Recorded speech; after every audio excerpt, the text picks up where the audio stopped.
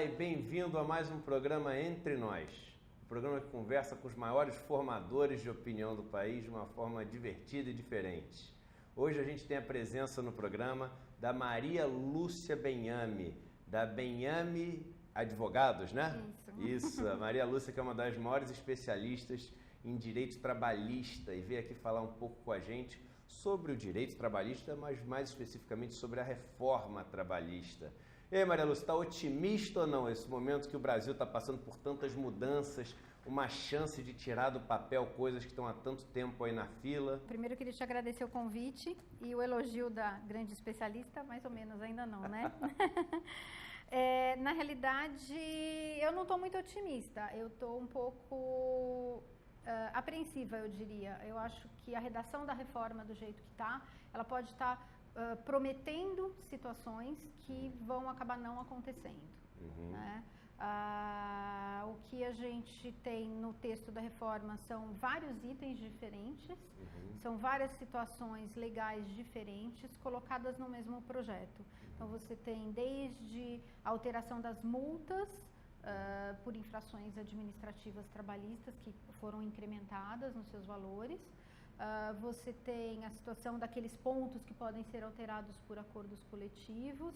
Você tem uma regra sobre prazo processual, que esse eu espero que passe, porque vai contar em dias úteis, facilita a vida do advogado.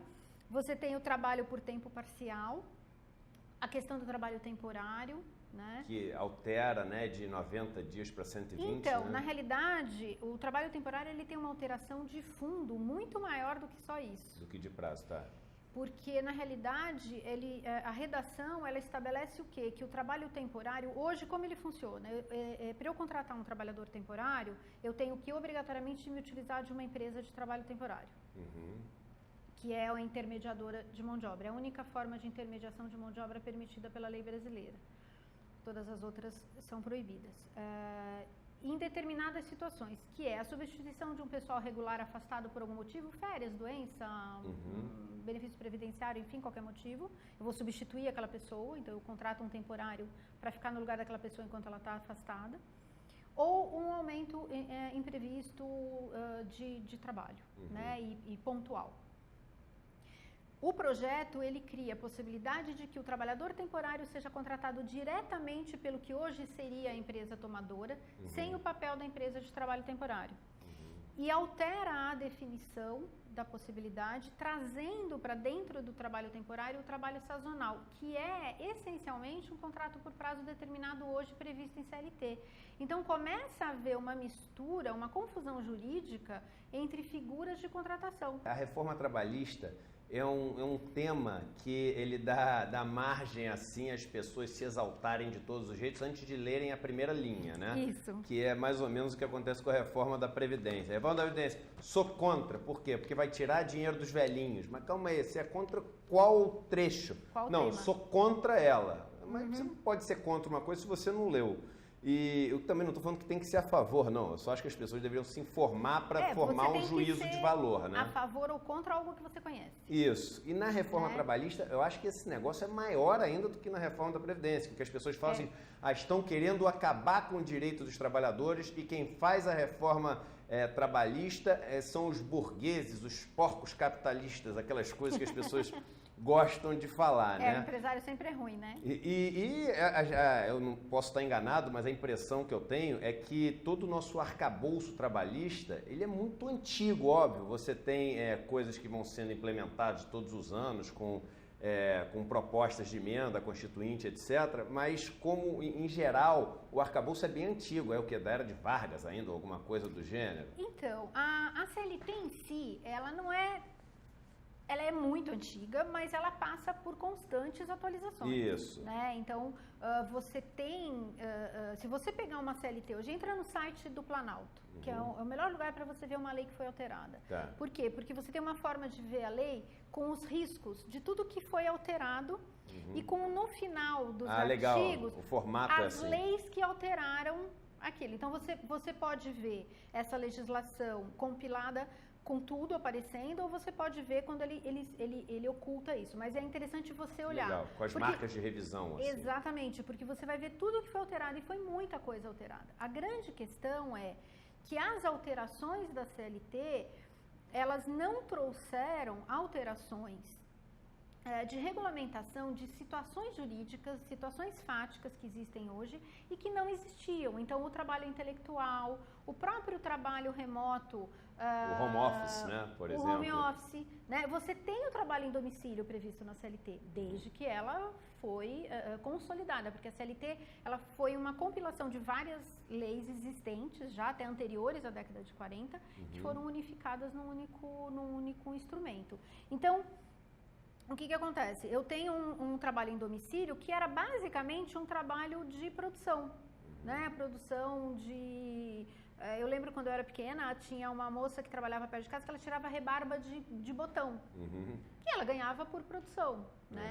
Então, era muito... Hoje não, hoje você tem um trabalho, o teletrabalho, o trabalho informatizado através de meios de comunicação, enfim, de internet ou de qualquer outra forma, que...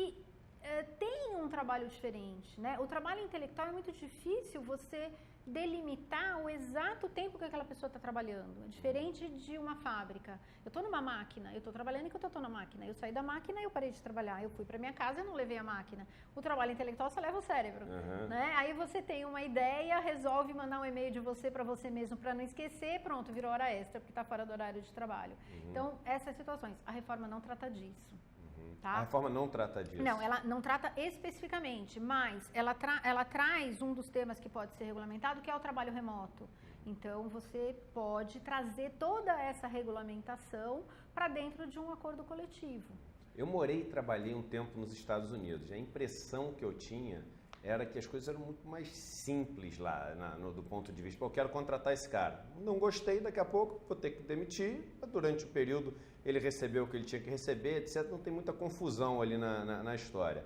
Na Europa, eu tenho a impressão de que a coisa é um pouco mais, não dá para falar que os sindicatos têm muito mais poder, porque os sindicatos nos Estados Unidos têm um poder enorme também.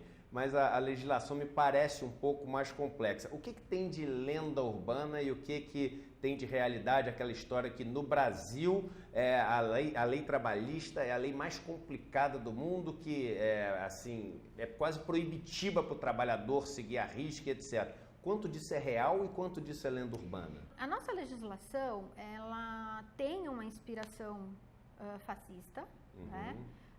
Mas ela tem uma inspiração, ela não é, como às vezes as pessoas, uma tradução da Carta del Lavoro. Mas se você olhar a Carta del Lavoro, a inspiração da CLT protetiva vem disso, né?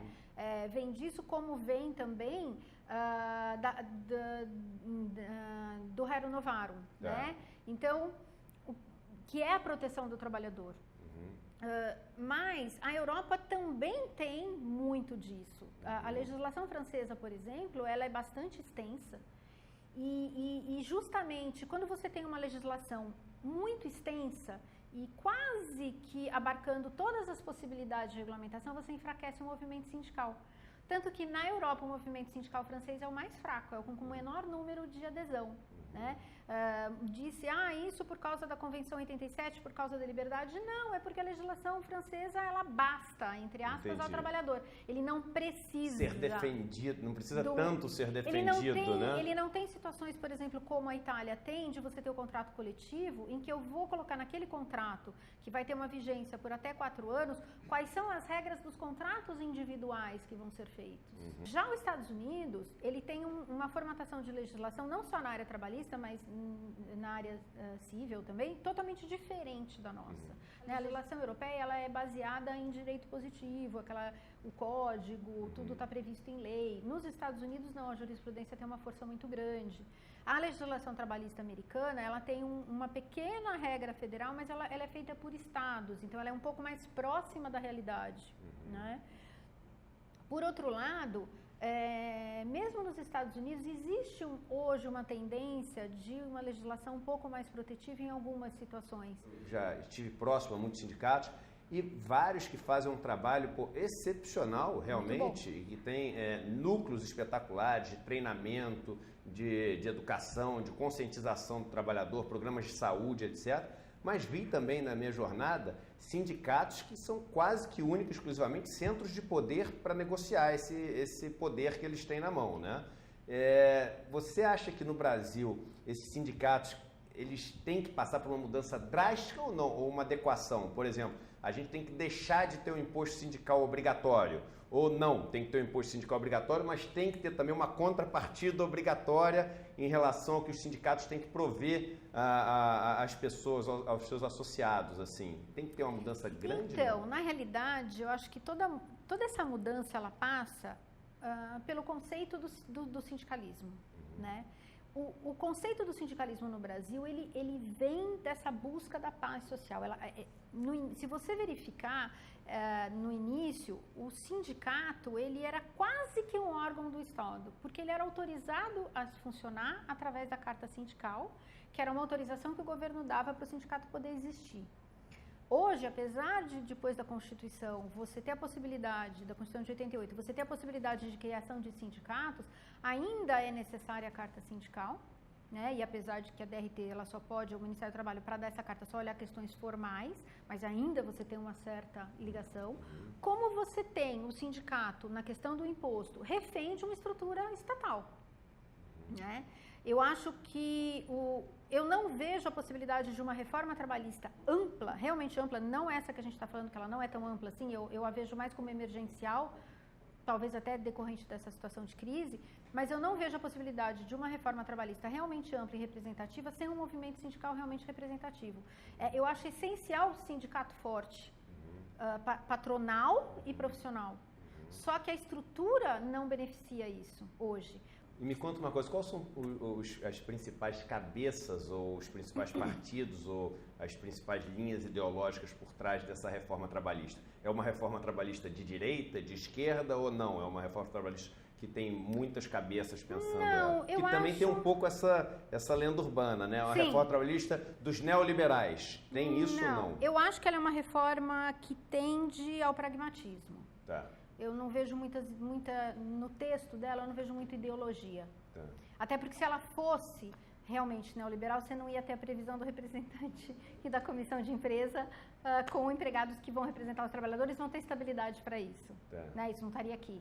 Então, eu acho que ela foi pensada de uma maneira mais geral, mas de uma maneira bastante pragmática. Só que eu vejo algumas falhas que vão precisar ser revistas. Por exemplo, um dos itens que eles dizem que pode negociar é o intervalo para refeição, permitido até 30 minutos. Mais para baixo, o mesmo projeto, né, da reforma, ele diz assim, as regras de segurança e medicina do trabalho previstas nas normas regulamentadoras não vão ser objeto de alteração. Em se tratando de intervalo, a gente tem uma súmula do TST, que é a 437, que considera o intervalo como uma questão de segurança e medicina do trabalho. De higiene, portanto, segurança do trabalho. Não permite alteração por mero acordo coletivo. Até já existiu portaria do Ministério do Trabalho autorizando por mero acordo coletivo, que foi alterada. Por outro lado, a CLT no artigo 71, quando ela trata do intervalo, ela estabelece o quê? Que é possível a redução por ato do Ministério do Trabalho, que é a autorização. Então, existe a possibilidade hoje de você ter um intervalo de meia hora, em que o acordo coletivo é só um dos requisitos. Aí você tem outros requisitos, como a inexistência de trabalho de sobrejornada, refeitório próprio, a distância do refeitório, o número de lugares de situação que a pessoa consiga confortavelmente se dirigir, almoçar e voltar e não sair correndo para trabalhar. E isso tudo é levado num processo administrativo à Secretaria do Ministério do Trabalho. Eles analisam a documentação e publicam uma portaria em Diário Oficial autorizando a empresa a atuar assim por 2 anos. Tá? Então, isso é uma realidade hoje. Tá. Por mero acordo coletivo, eu entendo que a forma como a reforma está redigida, ela vai ficar letra morta. Por quê? Não se mexeu no artigo 71 da CLT, que exige ato do Ministério do Trabalho para isso. E existe a questão de ser considerado norma de segurança e medicina do trabalho. Então, você precisa pensar como escrever isso, como reescrever, para que ela seja efetiva. Lógico. Muito obrigado pela presença aqui no Entre Nós. Impressionante o seu conhecimento, falando aqui de legislação francesa, italiana, americana, brasileira. Parabéns aí por todo esse conhecimento e por jogar um pouco de luz aí nesse tema tão polêmico e sobre o qual muitas pessoas têm opinião sem conhecer uma palha da história. Eu acho que todo mundo tem direito de ser a favor ou contra, mas precisa saber do que você está falando, né? É isso aí. Então, Obrigado tá aí pela Obrigada a presença você pelo entre nós. convite.